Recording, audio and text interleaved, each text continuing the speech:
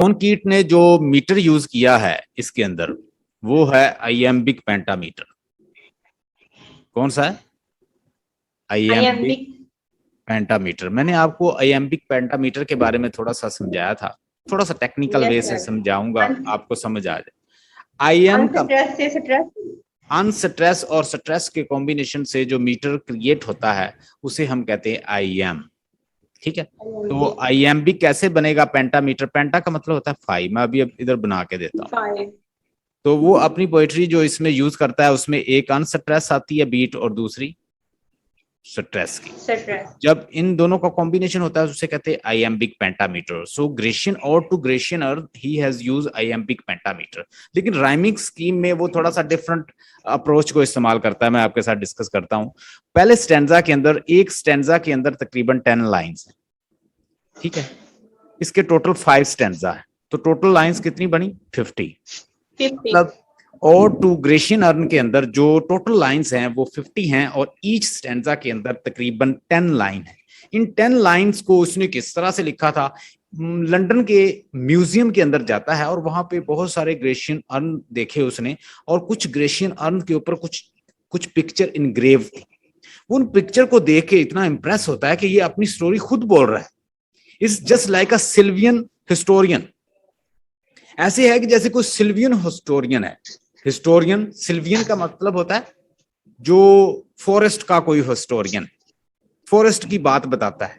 यहाँ पे एक लैम है, यहाँ पे फॉरेस्ट है, यहाँ पे पेस्टोरल चीजें हैं, यहाँ पे ट्री है, यहाँ पे लोग जो हैं वो जा रहे हैं अपने घर को छोड़ के टाउन को, वो कैसे वापस आएंगे। कुछ लोग जो हैं, एक बिलवर्ड जो है अपनी बिलवर्ड को देख के वो बांसुरी बजा रहा है लवर, और वो उससे कह रहा है कि तुम्हारी बांसुरी जो है उसके उसके उसके गीत बड़े स्वीट हैं, क्योंकि जो तुम बजा रहे हो बिगल्स या जो बांसुरी तुम बजा रहे हो इसकी धुन बड़ी प्यारी है। क्योंकि मैं इनको सुन नहीं पा रहा लेकिन महसूस कर रहा हूं कि ये बहुत प्यारी होंगी। वो कहता है heard melodies are sweet but those unheard are sweeter. जिन सॉन्ग को मैंने सुना, जिन धुन को मैं सुनता रहा हूं, महसूस करता रहा हूं 5 सेंसेस के जरिए, वो तो बहुत अच्छी हैं, लेकिन जिनको अभी नहीं सुन पा रहा वो इससे भी अच्छी हैं। Heard melodies are sweet but those unheard are sweeter. तो इस तरह वो बातें करता है और बड़ा जबरदस्त उसने बड़े अच्छे से इसको एक्सप्लेन किया है। सो लेट्स सी, उसने मीटर का इस्तेमाल किया है, उसमें आइएम्बिक पेंटामीटर है। Unstress stress, unstress stress, unstress stress, unstress stress, unstress stress. आप देखें एक मीटर ये बना, एक ये बना, एक ये बना, 3 और ये बना, और ये कितने बने? 5 फीट इनको कहते हैं। 5 फीट का जब हम बनाते हैं आइएम्बिक यूज करते हैं किसका? 5 फीट का, तो उसे कहते हैं पेंटामीटर, क्योंकि टोटल इसमें 5 है। पेंटा का मतलब होता है 5। तो अब हम इसको देखेंगे किस तरह इसकी राइमिंग स्कीम है। मीटर हमने डिस्कस किया कि इसके अंदर आइएम्बिक पेंटामीटर उसने यूज किया है, जो कि शेक्सपियर मोस्टली यूज करता था। मोस्टली पोएट्री जो थे, क्लासिकल पोएट्स जो हैं वो इसी में करते थे, आइएम्बिक पेंटामीटर में। उसके बाद जो उससे पहले थे वो ट्रोकेक, मतलब डेक्टलिक और ट्रोकेक मीटर, इस तरह का मीटर इस्तेमाल करते थे, लेकिन जैसे वो एपिक वगैरह लिखी जाती थी। लेकिन ये पोएट्री, क्लासिकल पोएट हुए, शेक्सपियर हुआ, एडमंड स्पेंसर हुआ, उसके अलावा दीगर जो क्लासिकल पोएट्स थे, न्यू क्लासिकल पोएट्स थे, वो इसको एडमायर करते थे। लेकिन ये रोमांटिक पोएट्स चूंकि इन्फ्लुएंस है एडमंड स्पेंसर से, चूंकि इन्फ्लुएंस है विलियम वर्ड्सवर्थ से, चूंकि इन्फ्लुएंस है शेक्सपियर से, तो ये भी आइएम्बिक पेंटामीटर का इस्तेमाल करता है। और दूसरा जो उसने इस्तेमाल किया है फिगर ऑफ स्पीच, उसे कहते हैं, नोट कर लें, राइमिंग स्कीम इसने इस्तेमाल की है। इसकी राइमिंग स्कीम क्या है? नोट करें, ए बी और उसके बाद ये सेम रहता है तकरीबन सारे स्टैंजा में। ये 4 लाइन है वो स्टेज दूसरे चेंज करता है, सी डी और उसके बाद सी डी ई और आगे है डी सी ई। ठीक है, 6 ये हुई और 4 ये 10 बन गई, यानी 10 लाइन का इस तरह राइमिंग स्कीम इस्तेमाल करता है। और ये C D D C D इसको चेंज कर लेता है, बाकी ए बी सेम रखता है। अभी हम पढ़ेंगे तो हमें मजीद उसका पता चल जाएगा। आगे जो इस्तेमाल करता है वो एंजेममेंट को इस्तेमाल करता है। इन इसमें बी साइलेंट होता है, इंजेममेंट इसको कहते हैं। बी साइलेंट है, इंजेममेंट। इंजेममेंट का मतलब होता है कि रन ऑन लाइन, कि मैं आपसे एक लाइन बोलूं, रन ऑन, जब सेंस एक लाइन से दूसरी लाइन पे ट्रांसफर हो जाती है। मैं आपसे कहता हूं कि हर्ड मेलोडीज आर स्वीट, अब यहां पे मैं रोक देता हूं, हर्ड मेलोडीज आर स्वीट, और आगे नहीं बता रहा तो आपको समझ नहीं आएगी मैं कहना क्या। अब ये लाइन की सेंस आगे जाएगी, but those unheard are sweeter, जिनको नहीं सुन पा रहा वो इससे भी खूबसूरत है। तो इस तरह इंजेममेंट का इस्तेमाल पोएट करता है। बाज़ बात वो पूरा एक पैराग्राफ तक सेंस को ले जाता है नीचे, डिस्कस करता करता, जब लाइन रन ऑन लाइन होती है सेंस, मतलब एक से दूसरे तीसरे चौथे ऐसे सेंस नीचे ट्रांसफर होती जाती है डिफरेंट लाइंस पे, उसको कहते हैं इंजेममेंट। और इंजेममेंट का इस्तेमाल पोएट इसलिए करता है ताकि डिफरेंट लाइंस तक अपनी सेंस को उसको बढ़ा रहे, एक्सटेंड कर ले, अपनी बात को एक्सटेंड कर ले। पोएट के पास वैसे भी पोएटिक लाइसेंस होता है, वो अपनी रिदम को क्रिएट करने के लिए वर्ड्स का भी आगे पीछे कर सकता है, टेंसेस को भी कर लेता है। इसकी समझ आ गई आपको एंजेममेंट की? एंजेममेंट जो है वो हेड मेलोडीज में मिलता है, वो एटिक शेप के अंदर भी मिलता है, क्योंकि वो एटिक शेप कह देता है, आगे समझ नहीं आती जब तक वो आगे एक्सप्लेन नहीं करता, तो इसमें हमें मिलता है। उसके बाद पोएट ने इसके अंदर पर्सोनिफिकेशन का इस्तेमाल किया है। इसका इस्तेमाल किया है पर्सोनिफिकेशन का। पर्सोनिफिकेशन क्या होती है? What is personification? Personification mean कि किसी इनह्यूमन किसी भी चीज को जो कि ह्यूमन नहीं है उसको ह्यूमन कैरेक्टरिस्टिक दे देना। मतलब कि लोग आएंगे जाएंगे, हमारी जनरेशन डिके हो जाएगी, लेकिन तुम बोलते रहोगे। क्या बोलोगे? Truth beauty, beauty truth, beauty truth, truth beauty. आप बताएं वो क्या बोलेगा, लेकिन हमने उसे ह्यूमन ट्रेट्स दे दी कि वो बोलेगा, पोएट ने दे दी। तो इस तरह जब हम किसी भी बेजान चीज को जो कि ह्यूमन नहीं है उसको ह्यूमन देते हैं, शेप दे, उसको कैरेक्टरिस्टिक या फीचर कुछ उसके अंदर डालने की कोशिश करते हैं, उसको पर्सोनिफिकेशन कहते हैं। जैसे अनरेविश्ड, अनरेविश्ड का मतलब, अनरेविश्ड किसके लिए इस्तेमाल होता है? ऐसी दुल्हन जिसको किसी ने टच ना किया हो, तो अनरेविश्ड ब्राइड कह दिया। अब अनरेविश्ड ब्राइड तो नहीं हो सकता क्योंकि वो तो एक बेजान चीज है, लेकिन पोएट ने उसको अनरेविश्ड ब्राइड कह दिया, ऐसी ब्राइड जिसको अभी किसी ने टच नहीं किया। So that is known as the unravished bride. So who is known as unravished bride? This sylvan historian Grecian urn. Grecian का मतलब होता है ग्रीक, ग्रीक का है, रोमन ग्रीक्स का। अर्न वो पिक्चर टाइप होता है, घड़ा जैसे होता है, ऐसे ये बने होते हैं अक्सर, आप देखें तो आपको मिल जाएंगे, जैसे गुलदान होते हैं इस तरह के। फोस्टर चाइल्ड, ये एक आप देख लें पर्सोनिफिकेशन है। फोस्टर चाइल्ड उसको कह दिया, सिल्वियन हिस्टोरियन उसको कह दिया, ठीक है, फ्रेंड ऑफ मैन उसको कह दिया, ये सारे उसके क्या हैं। और अनरेविश्ड ब्राइड कह दिया, ये सारे हमारे लिए क्या उसने इस्तेमाल किए हैं। These are all you can say these, it is all personification, ये सारा कुछ पर्सोनिफिकेशन है। अब आगे आए, एक और चीज है जो यूज करता है हमारा पोएट, इसको कहते हैं अपोस्ट्रोफी। अपोस्ट्रोफी, अपोस्ट्रोफी कहां पे है? अपोस्ट्रोफी का मतलब होता है, ये भी एक फिगर ऑफ स्पीच है, जब आप किसी चीज का नाम लेके उसे डायरेक्टली बुलाते हैं, चाहे कोई ऑब्जेक्ट हो, ह्यूमन हो, कोई भी चीज हो, जब आप उसका नाम लेके, जैसे हम इसके अंदर अपोस्ट्रोफी उसने इस्तेमाल किया है, दो, वो क्या कहता है? दो स्टिल, तुम, यानी जो भी लाइन किसी का किसी को मुखातब करके स्टार्ट हो उसे अपोस्ट्रोफी कहते हैं। तो इसने अपोस्ट्रोफी इस्तेमाल किया है। ओ एटिक शेप, ठीक है, ओ ग्रेशियन अर्न, जो या जो भी हम उसका नाम लेंगे किसी ऑब्जेक्ट का, तो वो बन जाएगा हमारा अपोस्ट्रोफी। अपोस्ट्रोफी होता है कि किसी को डायरेक्ट नाम लेके मुखातब करना किसी ऑब्जेक्ट करना। आगे क्या होता है? Anaphora. What is anaphora? Anaphora का सेम वर्ड, किसी चीज को अगर आप रिपीट कर रहे हैं, जैसे दो स्टिल, दो फास्टर, ये भी दोनों चीजें, ये भी हमारा एनाफोरा है। दो स्टिल, देखें ये दो इधर भी आ गया, दो फास्टर, तो इसमें एनाफोरा हमारा क्या है? ये दो भी और ये दो भी, दोनों चीजें रिपीट हो रही हैं। जो लाइन एक वर्ड जो बार बार रिपीट हो रहा है वो हमारा एनाफोरा होता है, ठीक है। और एलिट्रेशन का मतलब होता है कि किसी साउंड का बार बार रिपीट होना, उसको कहते हैं एलिट्रेशन। एलिट्रेशन में हमारे पास यहाँ पे silence, slow, leaf, legend, man, maidens, pipe play, ये जो पाइप प्ले है, ठीक है, ये साउंड बार बार आ रही है, किसकी, फा साउंड बार बार आ रही, पाइप पाइप प्ले, सो फ फ, so both sounds are being repeated, we can say this is alliteration। so alliteration का मतलब है कि जब कोई साउंड बार बार रिपीट हो रही है, बार बार आ रही है, तो it is known as alliteration in a poem। so you just observe the poems, you must find where there is a hyperbole, where is juxtaposition, where is you can say simile, metaphors, anaphora, enjambment, meter, rhyming scheme, personifications, laitities। so these are all figure of speech. There are so many. I have delivered many lectures, so many lectures on figure of speech. If you are interested, I will share you link, because these are very useful for person to criticize the poem, to critically evaluate the poem। ये उसके लिए बहुत अच्छे होते हैं। Hyperbole, hyperbole का मतलब क्या होता है? एक होती है हाइपरबली, इसके मुकाबले में होती है लाइटटीज। लाइटटीज, लाइट टी का मतलब होता है किसी चीज को अंडर एस्टिमेट करना, बहुत ज्यादा अंडर एस्टिमेट कर रहे हो उसके अंदर, उसको कहते हैं लाइट टीज।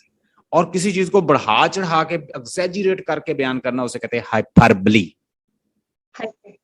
बहुत सारे लोग इसको हाइपरबोल बोलेंगे ना, no it's not a hyperbole, I have checked from the dictionary, but the exact pronunciation is hyperbole.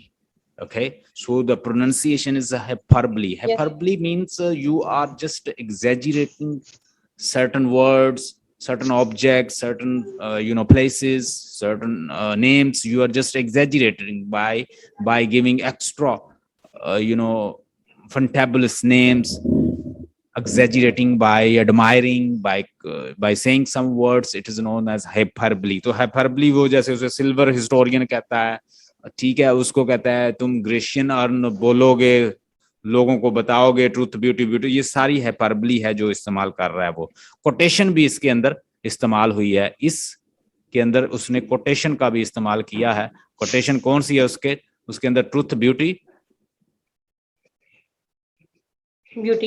Beauty truth. तो ये वो क्या इस्तेमाल करता है, इसे कहते हैं hyperbole. I hope you got the point. Yes sir. तो ये फिगर ऑफ स्पीच हमने डिस्कस कर लिया है, ये मैं इधर भी बता देता हूँ, इसका स्नैपशॉट ले लें आप। मीटर उसने यूज किए, आइएम्बिक पेंटामीटर, वो मैंने ये बनाए हुए हैं। राइमिंग स्कीम आपको बता दिया, एंजेममेंट बता दिया, पर्सोनिफिकेशन, एनाफोरा, एलिट्रेशंस, हाइपरबली, कोटेशन, ये सारी चीजें हमने। नेगेटिव, एक चीज उसने इस्तेमाल की है जिसे कहते हैं नेगेटिव कैपेबिलिटी। नेगेटिव कैपेबिलिटी आपको बहुत सारे लोग जो हैं वो इसको गलत तरीके से डिफाइन करते रहते हैं, क्योंकि उनको खुद भी नहीं पता कि वो नेगेटिव कैपेबिलिटी किसको कहता है, ठीक है। आप अगर देखें तो आपको नेट के ऊपर जो नोट्स मिलेंगे उसमें भी अच्छी तरह एक्सप्लेन नहीं किया हुआ। जब आप अपनी पर्सनैलिटी को पोएट्री के अंदर से निगेट करके उस ऑब्जेक्ट को ही डिफाइन करते हैं, उस ऑब्जेक्ट के बारे में ही लिखते हैं, उसकी दुनिया में चले जाते हैं, तो उसको कहते हैं नेगेटिव कैपेबिलिटी। आपको ये चीजें बुक से नहीं मिलेंगी, बुक में कुछ और लिखा होगा पास का, ठीक है। आप फैक्ट और फिगर और रीजन और लॉजिक इसकी दुनिया से निकल के उसकी दुनिया में, उस आर्ट की दुनिया में जाके उस चीज को डिफाइन करते हो जैसी वो है, तो आप क्या कर रहे हो? नेगेटिव कैपेबिलिटी में चले गए। आपने रीजन को भी पीछे कर दिया, आपने लॉजिक को भी पीछे कर दिया, आपने फैक्ट फिगर को भी पीछे कर दिया, आपने सोच को भी पीछे करके उसी के ऊपर लिख रहे हो। अगर आप 19 के देखें तो उसमें भी ऐसे कर रहा है, अगर आटम देखें तो उसमें भी ऐसे कर रहा है, और हमने अभी ये देखा अर्न को पढ़ेंगे, ग्रेशियन अर्न को पढ़ेंगे तो उसमें भी ऐसे, हमें ऐसे लगेगा जैसे उस दुनिया में ही ले गया हमें पोएट उस दुनिया में, ग्रेशियन अर्न की दुनिया में ले गया है, जहां पे लोग जो हैं वो लव भी कर रहे हैं एक दूसरे से, जहां पे लोग जो हैं वो फिर रहे हैं, जहां लोग एक बछड़े को लेके जा रहे हैं कुर्बानी के लिए। ये लोग तो कुर्बानी के लिए जा रहे हैं, ये वापस कैसे आएंगे? तुम तो पिक्चर के अंदर हो, तुम वापस नहीं जा सकोगे, तुम्हारे हाउस जो है वो डिजर्टेड रह गए, तुम्हारा टाउन डिजर्टेड हो गया है। अब वहां पे कौन जाएगा, जाके बताएगा ये लोग कहाँ चले गए? look at the way of imagining things, how poet is imagining. He says that your house towns, they are not deserted because you have left now. You are on the picture. Who will tell them you are in picture and you are over here in the altar? Who will tell them where you are? Your towns are deserted now. अब कौन बताएगा तुम कहाँ हो? देखिए उस दुनिया में ले गया हमें पोएट, इसे कहते हैं नेगेटिव कैपेबिलिटी। इसको डिफाइन कर लें, आप पढ़ लीजिएगा। मैंने ना सारी जितनी भी असाइनमेंट, जितना मैंने आपके साथ चीजें डिस्कस की है ना, मैं जब बुक देखता हूं तो बुक पे इस लेवल का नहीं लिखा हुआ, लेकिन आप बुक को पढ़ लें। मैं फिर रिकमेंड करता हूं बुक्स को पढ़ लें, बुक से भी आइडियाज ले लें, लेकिन आपको समझ आएगी। आप उस बुक, वो सारी असाइनमेंट मैंने आज मैं पढ़ाने लगा था, मेरा दिल कर रहा था मैं कोई असाइनमेंट पढ़ा दूं, फिर मैंने सोचा ये टाइम जाया करने वाली बात है, ये सारी चीजें मैंने उसे बताई हैं, अगर मैं फिर असाइनमेंट पढ़ाऊंगा तो उसका टाइम जाया होगा, इसलिए मैं आपको असाइनमेंट नहीं पढ़ा रहा। आप उसे देख लें, उसमें कोई मसला हो आप मुझसे पूछ लीजिएगा, उनको पढ़ लें। अच्छा जी, ओ टू ग्रेशियन अर्न जो है ये एक पोएम है, is a poem written by English romantic poet जिसका नाम है जॉन कीट्स। जॉन कीट्स ने इसको 1819 में इसको मतलब first publish anonymously in Annals of the Fine Art for 1819. The poem is one of the great ode of 1819. आपको पता है कि 1819 में इसने कोई 5 odes लिखी थी, और उस 5 odes के अंदर वो बड़ी अच्छी odes हैं, आइडियल किस्म की odes हैं इसकी, उसमें ये ode भी शामिल है, और टू नाइटिंगेल, और टू ऑटम, और टू साइकी, और टू इंडोलेंस, और टू सेट एग्नेस, और ये और टू ग्रेशनर। तो ये उन 5 ओड्स के अंदर शामिल है, बड़ी अच्छी ओड है ये भी। The poem is one of the great ode of the 1819, यानी वो जो 5th पोएम का कलेक्शन था, ओड्स का कलेक्शन था, उसके अंदर ही ये शामिल है। विच आल्सो इंक्लूड और to indolence, or to melancholy, or to nightingales, and or to psyche, and also included this or to Gratianer, ये भी उसके अंदर शामिल है। पब्लिश हुई थी 1820 में। अब देखते हैं इसके 5 स्टैंजा। पहले स्टैंजा में वो इसको पर्सोनिफाई करता है और कहता है कि तुम ग्रेशियन अर्न, तुम तो एक अनरेविश्ड ब्राइड हो जो कि बिल्कुल खामोश बैठी है, जिसने अपनी खामोशी भी नहीं तोड़ी। उसको टच किसी ने क्या करना है, उसने अपनी अभी खामोशी भी नहीं तोड़ी। तुम तो एक फोस्टर चाइल्ड हो, किसका? साइलेंस का, ग्रोथ पकड़ता हुआ चाइल्ड हो, एंड स्लो टाइम, और तुम्हारे ऊपर जो बुढ़ापा है वो बड़ा स्लोली आता है। मतलब किसी के ऊपर तो बड़ा जल्दी एज फैक्टर जो है वो बड़ा जल्दी आता है, डिके का फैक्टर। बाज लोग बड़ी जल्दी बूढ़े होते हैं, बाज लोग स्लोली बूढ़े होते हैं।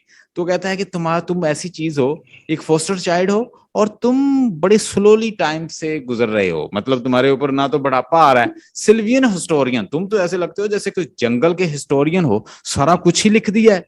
लवर भी फिर रही है, बिलवर्ड भी फिर रही है, पाइप भी बजाए जा रहे हैं, लवर बिलवर को चेज भी कर रहे हैं, और गाने भी गा रहे हैं, सॉन्ग भी गा रहे हैं, और साथ लोग भी बछड़े को लेकर जा रहे हैं। भाई तुम तो कोई हिस्टोरियन हो।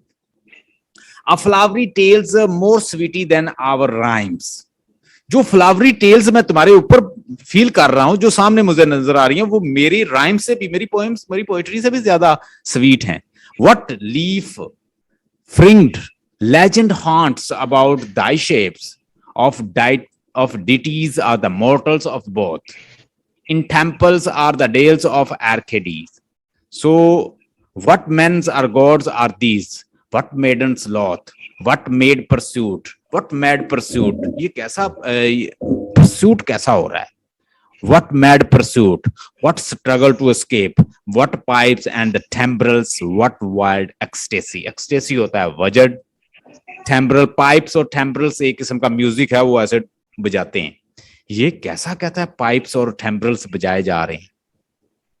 तो इसमें इसके अंदर स्टैंजा के अंदर आप देख रहे हैं कि जो उसका सेंट्रल थीम वो ये बता रहा है कि तुम्हारे अंदर जो स्टोरीज लिखी हुई हैं वो मेरी पोएट्री से भी ज्यादा स्वीट हैं, डीप हैं, और हमें ऐसे लग रहा है कि कहता है what leaf fringed legend haunts about thy shapes, किसने कहता है ये तुम्हारी शेप को बनाया है of deities, deities or the mortals of both.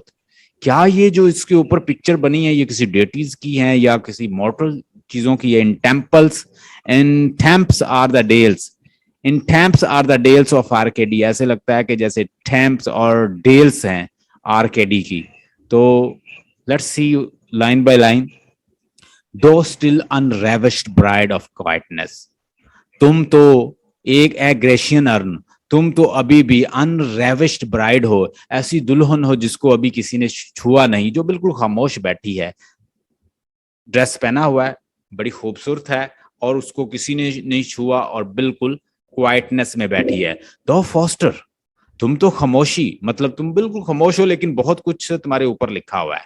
दो फॉस्टर चाइल्ड ऑफ साइलेंस, तुम तो खामोशी के बच्चे हो, खामोशी के चाइल्ड हो। एंड स्लो टाइम, और तुम्हारे ऊपर वक्त भी बड़ा आहिस्ता आहिस्ता आता है। सिल्वियन हिस्टोरियन, ए जंगल के हिस्टोरियन, और जंगल की दास्तान बताने वाले।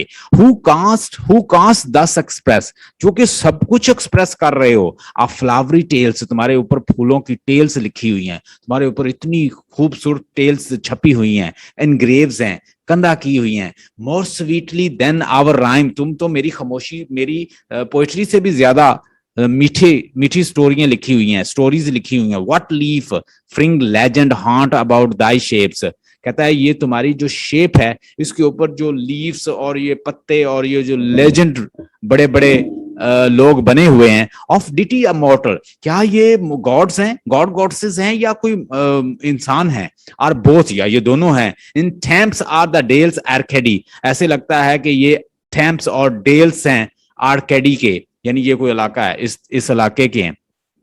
What man or god are these, क्या ये इंसान हैं या ये गॉड्स हैं? What men's are gods are these, ये गॉड्स हैं या इंसान हैं? What madden loth, यानी मैडन्स जो हैं वो कैस कितना क्यों बुरा महसूस कर रही। लॉथ का मतलब होता है बुरा महसूस करना। असल में कुछ लवर्स हैं और वो 4-5 लवर हैं और वो अपनी बिलवर्ड्स के पीछे दौड़ रहे हैं, तो ऐसे लगता है कि जैसे वो उनका ताकब कर रहे हैं, तो वो बड़ा बुरा महसूस कर रही हैं। उसके अंदर उनके फेस से जाहिर हो रहा है कि उनका पीछा किया जा रहा है, तो वो थोड़ा सा बुरा मना रही हैं। तो वो कहता है व्हाट मैडन्स, मैडन होती हैं औरतें, दुशीजा खूबसूरत औरतें। कहता है व्हाट मैडन लॉथ, ये मैडन्स जो है बुरा क्यों महसूस कर रही हैं? व्हाट मैड परस्यूट, उनका पागल, कैसे पागलपन की तरह, मतलब दीवानों की तरह उनका परस्यूट किया जा रहा है, उनका ताकब किया जा रहा है। व्हाट स्ट्रगल टू एस्केप, वो कितनी कोशिश कर रही हैं, कितनी जद्दोजहद कर रही हैं कि वो उनसे बच जाएं जो बिलवर्ड उनके पीछे हैं। व्हाट पाइप्स एंड टेम्ब्रल्स, और ये जो सामने पाइप और टेम्ब्रल बजाए जा रहे हैं ये कितने प्यारे हैं। व्हाट का मतलब होता है जब आप, कैसे कहता है कितने खूबसूरत हैं, स्वीट है, मीठे हैं। व्हाट वाइल्ड एक्सटेसी, और कितना वजद है यहाँ पे, लोग जो हैं बिल्कुल खोए हुए हैं जब वो टेम्ब्रल्स बजाए जा रहे हैं और टिम्ब्रल्स और पाइप्स बजाए जा रहे हैं। आगे दूसरे स्टैंजा के अंदर वो कहता है, इसको देखिएगा,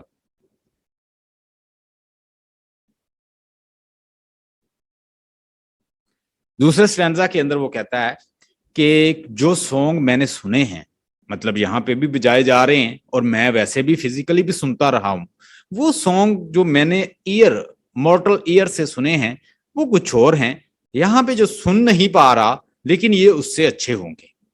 पोएट ने इजहार किया है कि जो यहाँ पे पोएट हैं, जो सॉन्ग यहाँ पे हैं वो अच्छे हैं, क्योंकि यहाँ जो बिलवर्ड सामने बैठी जिसके लिए वो बजा रहा है, ना तो उसके कभी पैशन कम होंगे, ना जो बजा रहा है उसका कभी पैशन कम होगा, क्योंकि वो साकन है, वो पोएट की वो पिक्चर है। वो कहता है ultimately picture lovers are better than worldly lover. How he saying picture lovers are better than worldly lover? Because here Fanny Brown, she left him. She left because he was a poor as well as tuberculosis, and he fell in love, but she only left him for money, because she thought that this person can't give me money and comfort life. She only needs comfort life rather than love. So she left him for sake of money, because he can't give him money. At the same time he was ill. तो यहाँ पे वो कहता है जो तो passion इस picture lover के हैं वो एक तो कम नहीं होंगे। ओवरऑल वो यहाँ पे सेंटेंस को, मैं पूरे स्टेंजा को ये इसके अंदर एक लाइन के अंदर इसको एफोरिस्टिकली या कॉन्साइसली अगर बताऊं, वो कहता है कि picture lover are better than worldly lover. क्या कहता है कि पिक्चर के जो लवर हैं वो अच्छे हैं, उनके पैशन कम नहीं होते, उनकी फीलिंग कम नहीं होती, उनके इमोशंस कम नहीं होते। यहाँ पे हर चीज ट्रांजिटरी है, हर चीज आर्जी है, टेम्परेरी है। इंसान ह्यूमन कभी कुछ सोचता है, कभी कुछ सोचता है। आप देखिए इंसान एक दिन कुछ होता है, दूसरे दिन कुछ होता है। एक दिन हैप्पी है, दूसरे दिन वो सैड है, अब फिर सैड है, फिर हैप्पी है। अब पैशन एक्सट्रीम पे जाते हैं, मर जाऊंगा, रह नहीं सकता, सब कुछ कर लूंगा, दूसरे दिन पता चलता है कि वो सब कुछ भूल गया। Because human passion are not constant, they are changing, and nature always change. कुदरत का एक असूल है, जो चीज नेचर की है वो भी चेंज होगी और नेचर भी चेंज होती है। नेचर कैसे, लोग कहते हैं nature can't be change. Nature change नहीं होती तो देखें कैसे सीजन बदलते। नेचर चेंज नहीं होती तो देखें सूरज कहां से गुजरता है, कहां पे चला जाता है। नेचर चेंज नहीं होती तो जरा देखें इंसान कैसे चेंज हो जाता है। नेचर चेंज नहीं होती तो हम कैसे यंग होते हैं, उसके बाद एजड होते हैं, उसके बाद हम बिल्कुल मौत की तरफ जाते हैं। So what is this? This shows that change is a part of nature. Passion भी बदलता है, फीलिंग भी बदलता है, और जो चीज नेचर की है वो बदलेगी। It's a principle of nature, इस नेचर का असूल है, and it impacts a human being. इस पैशन फीलिंग सब बदलते हैं। तो वो उसको भी डिस्कस करता है कि picture lover are better than worldly. जो मैं सॉन्ग सुन पा रहा हूं, जो सॉन्ग मैंने सुने हैं, ह्यूमन ईयर से सुने हैं, वो तो स्वीट थे, प्यारे थे, लेकिन जिनको नहीं सुन पा रहा वो इससे भी प्यारे हैं। Heard melodies are sweet, heard melodies are sweet, but those unheard are sweeter. उसके लिए उसने कंपैरेटिव एडजेक्टिव, दूसरा एडजेक्टिव इस्तेमाल किया, स्वीट, स्वीटर, स्वीटेस्ट। तो क्या कहता है? Heard melodies are sweet but those unheard are sweeter, therefore ye soft pipe, जो तुम सॉफ्ट पाइप बजा रहे हो, जो भी तुम बजा रहे हो म्यूजिक, इसे बजाते रहो। ये सॉफ्ट पाइप प्ले ऑन, इसलिए हमेशा प्ले ऑन रहेंगे, बजते रहेंगे, कोई इसे रोक नहीं सकता क्योंकि वो तो पिक्चर पे है। Not to the sensual ears, यानी वो सेंसुअल ईयर से तो मैं महसूस नहीं कर रहा, बट मोर एंडियर्ड, लेकिन बहुत प्यारे हैं। Pipe to the spirit ditties of no tones, यानी pipe to the spirit ditties of no tones, यानी ये जो पाइप हैं ये स्पिरिट के हैं। ऐसे लगता है जैसे ये सोल से आ रहे हैं, ऐसे कोई स्पिरिट इनको बजा रही है। यानी ये कहां से आ रहे हैं? कोई स्पिरिट इनको बजा रही है इन पाइप को, ये जो म्यूजिक चल रहा है। फियर यूथ, तुम जो नीचे दरख्त के नीचे बैठे हुए हो, तुम्हारे पैशन कभी कम नहीं होंगे। यहाँ पे ह्यूमन पैशन बदल जाते हैं, यहाँ पे लोग चेंज हो जाते हैं, लोग यहाँ पे बदल जाते हैं, रास्ते बदल देते हैं। जब आप बीमार होते हैं तो वो आपको छोड़ के चले जाते हैं। आज भी लोग डिस्कस करते होंगे फैनी ब्राउन को कि उसने किस तरह से अपने लवर को धोखा दिया और पैसों के लिए, चंद मटेरियलिस्टिक परस्यूट के लिए छोड़ दिया। फियर यूथ बनीथ द ट्री, है खूबसूरत नौजवान जो तुम ट्री के नीचे बैठे हुए हो। उसके ऊपर तस्वीर बनी हुई है ग्रेशियन अर्न के ऊपर, और यहाँ वहां पे एक बंदा, एक नौजवान शख्स जो कि बैठा हुआ है एक दरख्त के नीचे, वो दिखाई दे रहा है उसको। कहता है fair youth बनीथ the tree, a fair youth जो तुम बनीथ द ट्री बैठे हुए हो, तुम्हारे पैशन भी कभी कम नहीं होंगे। कहता है फेयर यूथ और द ट्री, दो कास्ट लव लीव, तुम अपने प्यार को नहीं छोड़ सकते। यहां पे तो प्यार छोड़ जाता है, उसने कहा दो कास्ट नॉट लीव, तुम अपने प्यार को नहीं छोड़ सकोगे। Thy songs never can those tree be bare, और तुम्हारे, कहता है कि दाई सॉन्ग और तुम्हारे, कहता है जो सॉन्ग है, नेवर, तुम्हारे सॉन्ग ऐसे ही रहेंगे, कांस्टेंट रहेंगे, तुम्हारा प्यार कांस्टेंट रहेगा। तुम पिक्चर पे हो, तुम तो बदल नहीं सकते। Not ever can those tree be bare, और ये जो ट्रीज हैं ये कभी अपने पत्तों को भी नहीं गिराएंगे। देखें उसने उसको भी उसके साथ कंपेयर कर दिया है कि ये जो यहाँ पे दरख्त बने हुए हैं इसके ऊपर, ये भी कभी अपने पत्तों को नहीं गिराएंगे। यहाँ पे तो पत्ते भी छोड़ जाते हैं। जब देखें कि दरख्त को नए पत्तों की जरूरत होती है तो वो पहलों को गिरा देता है। अंडरस्टैंड? यहाँ पे नेचर जो है वो हमेशा चेंज होती है, कहता, लेकिन वहां पे चेंज तो नहीं हो सकती क्योंकि ये तो एक आर्ट है, और आर्ट इज इमोर्टल। आर्ट को उसने क्या कहा है? आर्ट क्या होता है? इमोर्टल। आर्ट आर्ट हमेशा एक से आगे ट्रांसफर हो जाता है, आर्ट कभी भी एक जगह पे नहीं ठहरता। आज जो भी चीजें आप देख रहे हैं वो आर्ट ही तो है। किसी के मन में आइडिया, किसी के माइंड में आइडिया था, आइडिया उसने ट्रांसफर कर दिया, वहां से आइडिया चला, वहां से आइडिया चला, वहां से सो ऑन सो फोर्थ, वो अपने बेटे को दिया, बेटे से आगे दिया। What is this? It's an art, and art never and. Art भाई एंड नहीं होता, आर्ट किसी ना किसी शक्ल में आगे ट्रांसफर हो जाता है, इमोर्टल हो जाता है। बहुत सारी चीजें हैं। मेरे स्टूडेंट आज भी बहुत सारे यूट्यूब चैनल पे पढ़ा रहे हैं, तो जब मैं उनका स्टाइल देखता हूं पढ़ाने का तो वो बिल्कुल मेरे जैसा है। तो मैं अपने आप को देखता हूं कि they are teaching but they are following my style. Art, what art I'm using to teach, same art they are applying in their lecture. It means my knowledge, my art is being transferred from one to another and so on and so forth. I'm not gonna die, I will be immortal. इस तरह इंसान immortal हो जाता है। सो दाई song bold never, आगे कहता है bold lover, ए बहादुर प्यार करने वाले, ए बहादुर लवर, नेवर नेवर, कभी नहीं कभी नहीं, कांस दाओ किस, तुम किस करने के बिल्कुल करीब हो। यहां पे लवर है, यहां पे बिलवर्ड है, और बिल्कुल करीब है, they both, he is going to kiss, but picture में है, आगे तो बढ़ नहीं सकता। तो कहता है कि तुम हमेशा, तुम्हारे पैशन यहां पे रुक जाएंगे, तुम उसको किस करने की कोशिश करोगे लेकिन नहीं कर सकोगे। बोल्ड लवर है, बहादुर लवर, नेवर नेवर कांस दाओ किस, किस करना चाहते हो लेकिन किस नहीं कर सकोगे, because you are in picture and picture can't move, और आपके पैशन यहां पे रुक गए हैं, कैद कर लिया उसको। शेक्सपियर कहता है कि वक्त आएगा, वक्त तेरी ब्यूटी को, ए बिलवर्ड, ए मेरी बिलवर्ड, वक्त तेरी ब्यूटी को डिके करना चाहता है। वक्त ने अपने हथियार उठा लिए हैं, इधर से मैं पोएट भी आ गया हूं, मैंने भी पेंसिल और कलम उठा लिया है। ए मेरी महबूबा, मैं तेरे हुस्न को कैद कर लूंगा अपनी लाइनों में, लोग आएंगे जाएंगे पढ़ेंगे, तेरी ब्यूटी को इमोर्टल बना दूंगा। वक्त और डिके का फैक्टर दोनों आए हैं, दोनों एक दूसरे से दस्तों गिरेबां हैं, और they are talking to each other that I will snatch her beautiful eyes, I will destroy her beauty. लेकिन मैं भी उधर से कलम पकड़ के आ गया हूं, I will encapsulate your beauty in my lines. People come people go, but they will read your my poetry, they will read my sonnets, and I will make the immortal with my techniques art. Poetry के art से मैं उसको मॉर्टल बना दूंगा। तो art के अंदर capacity है कि वो चीजों को कैद कर लेता है। आप इसके अंदर लिख सकते हैं शेक्सपियर का रेफरेंस जो उसने अपनी पोएट्री के अंदर दिया है।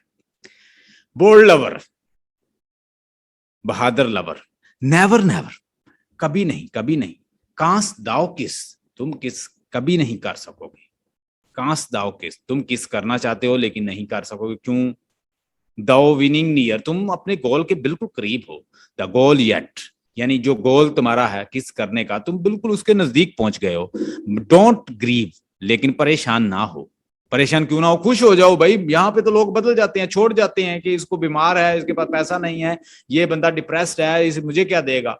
तो तुम परेशान ना हो। शी कांट फेट, कितनी खूबसूरत है वैसी ही रहेगी, बिलवर्ड वैसी रहेगी, बदलेगी नहीं, चेंज नहीं होंगे, पैशन नहीं बदलेंगे, और ब्यूटी नहीं बदलेगी, और फेड भी नहीं होगी। ना पैशन, ना ब्यूटी, ना heart set, emotionality, heart set, ना उसका हार्ट सेट, ना उसका माइंड सेट, ना उसका सोल सेट, सारे तुम्हारे साथ बराबर रहेंगे। यहां पे तो लोग बदल जाते हैं। दो विनिंग नियर द गोल, तुम अपने गोल के बिल्कुल करीब हो। येट डोंट ग्रीव, मैं कहता हूं फिर भी परेशान ना हो। She can't feed, she can't fade, उसका लव, हार्ट सेट और माइंड सेट और सोल सेट सब कुछ तुम्हारे साथ सेम रहेगा। दो हैज नॉट दाई ब्लेस, अगरचे तुम हैज नॉट दाई ब्लेस, तुम इस खुशी को नहीं पा सके, किसको किस करने की। फॉर एवर विल्ट दाओ love and she be fair, तुम हमेशा ही प्यार करते रहोगे क्योंकि खड़े हो गए हो इधर, और ये सारी जिंदगी तुम्हारे साथ फेयर रहेगी। कितनी जबरदस्त लाइन है, व्हाट अ ब्यूटीफुल लाइन। तुम यहां ही खड़े रहोगे, आगे पीछे नहीं होगा। तुम्हारा पैशन, लव, इमेजिनेशन, थॉट्स और जो भी तुम्हारे मन में है, तुम्हारे हार्ट में इस औरत के लिए है, वो वैसे खड़ा हो गया है, यहाँ पे साकन हो गया है। तुम्हारा प्यार, तुम्हारा लव, तुम्हारा पैशन, उसको कैद कर लिया आर्ट ने, और तुम ऐसे ही रहोगे, और ये भी तुम्हारे साथ सारी उम्र फेयर रहेगी। मतलब जब तक ये रहेगा, ग्रेशियन अर्न तो हमेशा रहेगा।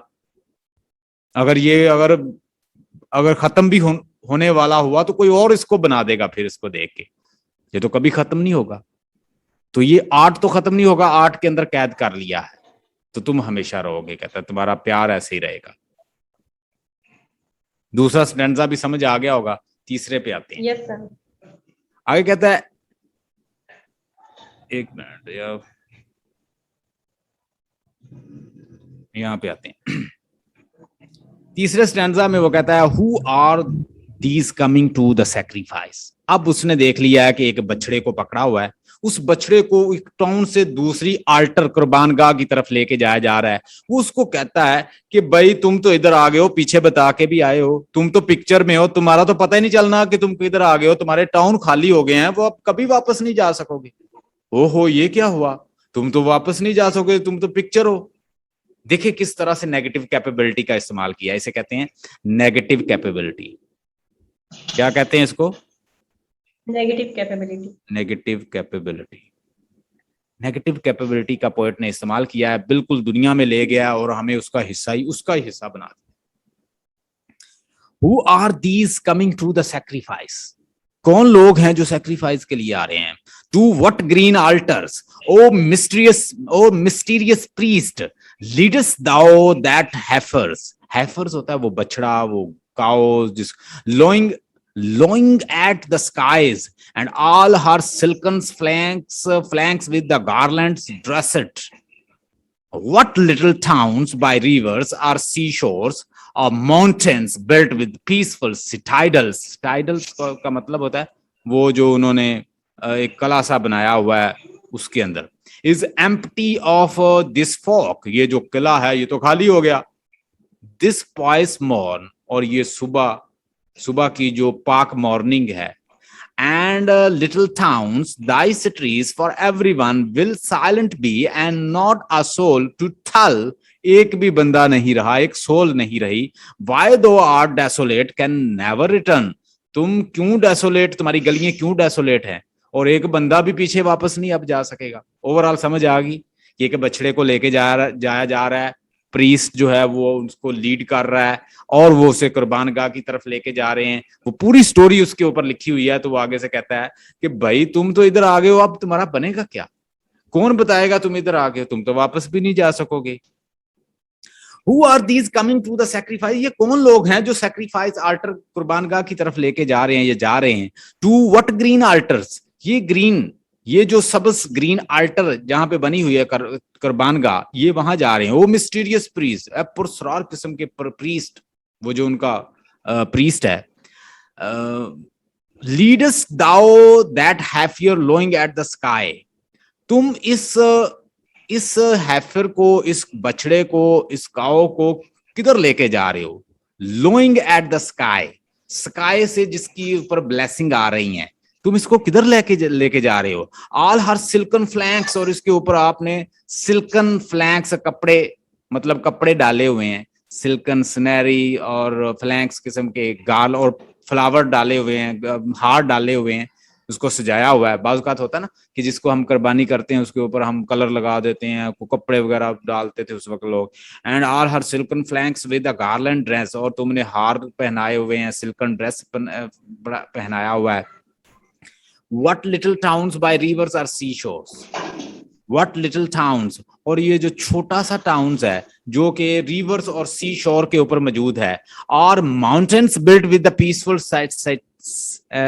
सिटाइडल्स, और ये जो कला जो बड़ा पीसफुल सा कला जो बना हुआ है माउंटेन्स के ऊपर बिल्ट हुआ है कला, ये तो खाली हो गया, इज एम्प्टी, ये एम्प्टी अब ऑफ दिस फोक, इन लोगों से, क्योंकि वो वहां से आ गए हैं। दिस पाइस मॉर्निंग, और इस पाक मॉर्निंग में, एंड लिटिल टाउन्स, ये छोटा सा टाउन्स, दाई स्ट्रीट, तुम्हारी वो सारी गलियां, for ever morns will silent be, वो हमेशा खाली रहेंगी और खामोश रहेंगी, सुनसान रहेंगी।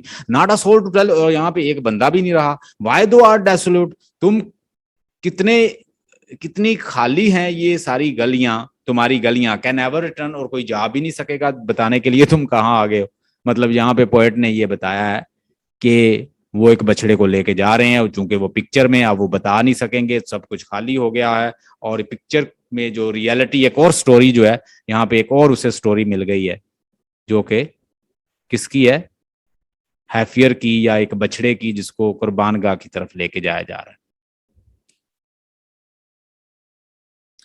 ये कौन सा स्टैंजा है?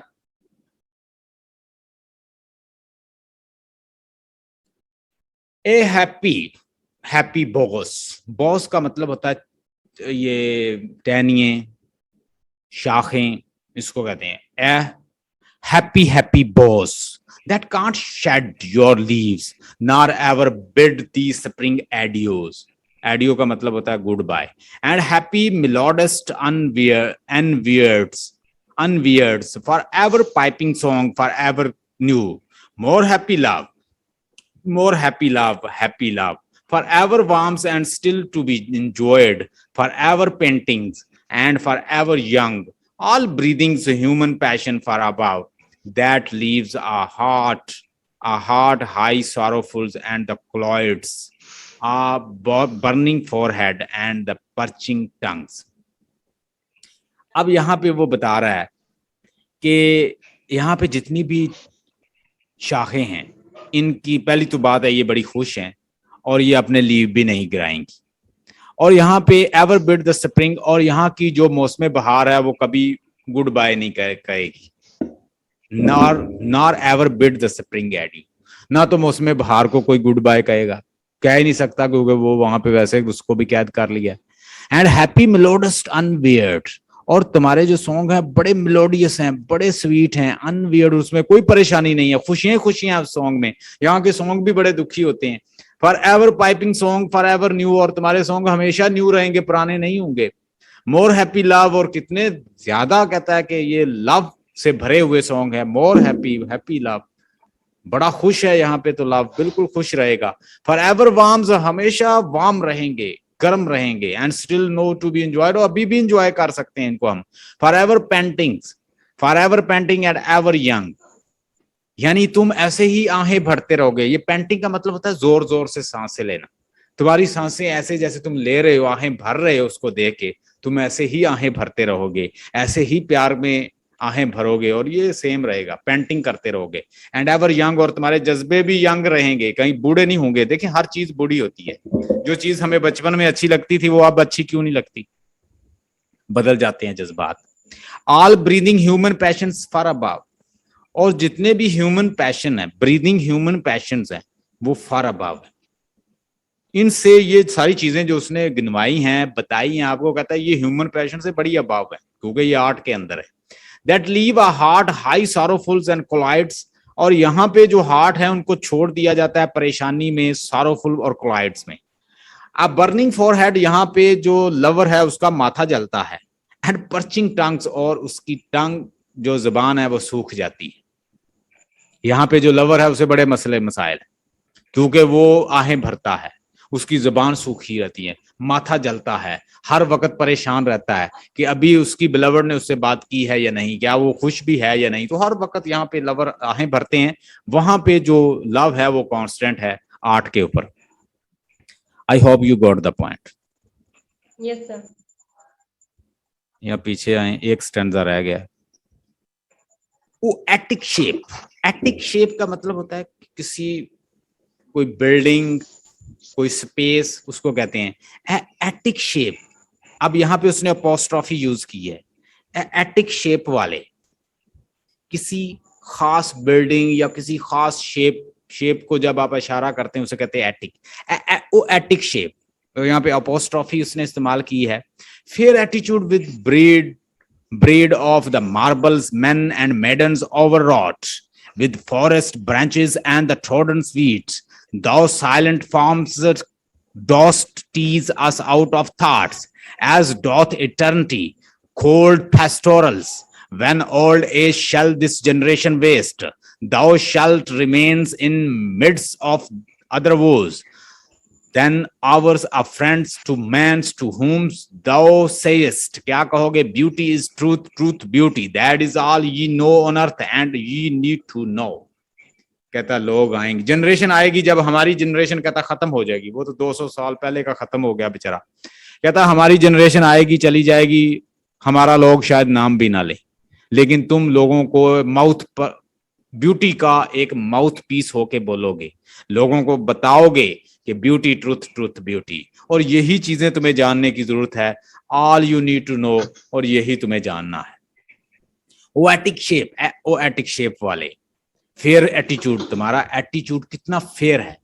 With brede of the marble men and maidens overwrought, और तुम्हारे ऊपर कंधा किए गए हैं खूबसूरत दोशीजा मर्द औरत तुम्हारे ऊपर इनग्रेव हैं, उनकी स्टोरीज इनग्रेव हैं, ऊपर लिखी हुई है, नजर आ रही हैं। विद फॉरेस्ट ब्रांचेस, और तुम्हारे ऊपर फॉरेस्ट जंगलों की ब्रांचेस बनी हुई हैं। एंड द ट्रॉडन वीड्स, और इसके ऊपर बहुत सारी झाड़ियां बनी हुई हैं।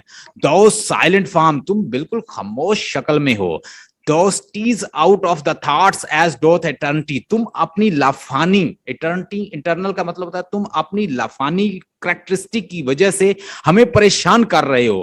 कोल्ड पेस्टोरल, तुम्हारे ऊपर ये जो ठंडा जंगल का माहौल बना हुआ है। When old age shall this generation waste, जब हमारी जनरेशन को ये तुम्हारा डके का फैक्टर या वक्त का जो फैक्टर है ये तबाह बर्बाद कर देगा, खत्म कर देगा हमारी जनरेशन को। जब ओल्ड एज हमारी जनरेशन पर आएगी और वो खत्म हो जाएगी, दाउ शैल्ट रिमेन, और तुम तब भी रहोगे, क्योंकि तुम यहाँ पे पड़े हुए हो, महफूज हो, आर्ट हो, और हमेशा रहोगे। In the mist of the other woes, और इन के दरमियान में, इन परेशानियों के दरमियान में, देन आवर, जो हमारी हैं, हमारी दुनिया की हैं। अ फ्रेंड टू मैन, तुम इंसान के दोस्त हो। यहाँ पे उसने पर्सोनिफिकेशन इस्तेमाल किया है, friend to man, personification. To whom thou सेयस्ट, और तुम कहोगे, क्या कहोगे? ब्यूटी इज ट्रूथ, सच, खूबसूरती सच्चाई है। एंड ट्रूथ ब्यूटी, और सच ही ब्यूटी है। That is all ye know on earth, और यही तुम्हें जानना है। And all you need to know, और यही तुम्हें जानने की जरूरत है। तो यहाँ पे वो कह रहा है कि ब्यूटी ट्रूथ, ट्रूथ ब्यूटी, ये फिलोसॉफिकल उसने बात की है। आप इसको एक्सप्लेन कर सकते हैं जितना मर्जी चाहें, रिलेट कर सकते हैं पोएट की लाइफ से, और इस तरह इसको एक्सप्लेन किया जा सकता है।